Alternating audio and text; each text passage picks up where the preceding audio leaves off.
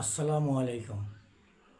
দেশে এত জুলাই অভ্যুত্থান হইল, শুধু শেখ হাসিনা বিরোধী না, বৈষম্য বিরোধী অভ্যুত্থান হয়েছে। যে কোঠার জন্য অভ্যুত্থান হয়েছে, সেখানে সারা দেশের মানুষ জীবন দিছে, রক্ত দিছে, কেউ স্বেচ্ছায় দিছে, কেউ অনিচ্ছায় দিছে, শহীদ হয়েছে। শহীদ হওয়ার পর 2-3 হাজার লোক শহীদ হওয়ার পর দেশে একটা অভ্যুত্থান হওয়ার পর একটা নতুন সরকার হয়েছে।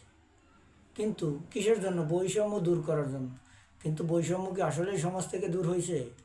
যদি সমাজ থেকে বৈষম্য দূরই হইতো, তাহলে আগামীকালকে সরকারি বন্ধ কেন? অন্য অন্য গার্মেন্টস, তারপরে অন্য অন্য প্রতিষ্ঠান, বেসরকারি প্রতিষ্ঠান কেন বন্ধ হবে না? কিসের জন্য বন্ধ হবে না বলেন?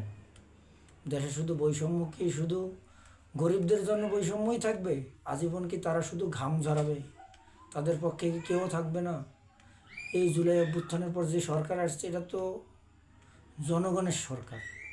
তাহলে কেন এখনও বৈষম্য থাকবে? বৈষম্য কিসের জন্য থাকবে? বন্ধ থাকলে সরকারি বন্ধ, বাংলাদেশের সকল প্রতিষ্ঠান বন্ধ থাকবে। এমন হোটেল থেকে শুরু করে চা আলা পর্যন্ত সব বন্ধ থাকবে, সকল কর্মচারীদের বন্ধ থাকবে। কেন শুধু সরকারি অফিসারকে বন্ধ থাকবে? কেন এই জনগণের টাকা ট্যাক্স নিয়ে সরকারি লোকজন আরাম করবে, আর যারা কষ্ট করবে, সারা জীবনে শুধু কষ্ট করবে, তাদের কি শুধু সর্বনিম্ন পাওনাটুকুও পাবে না? সরকারি বন্ধ, তাহলে এরকম সরকারি বন্ধ লাগবে না। সরকারি বন্ধ যদি সবার জন্য হয়, তাহলে সরকারি বন্ধ লাগবে। আর না হয় যদি সরকারি বন্ধ সবার জন্য না হয়, সরকারি বন্ধ লাগবে না।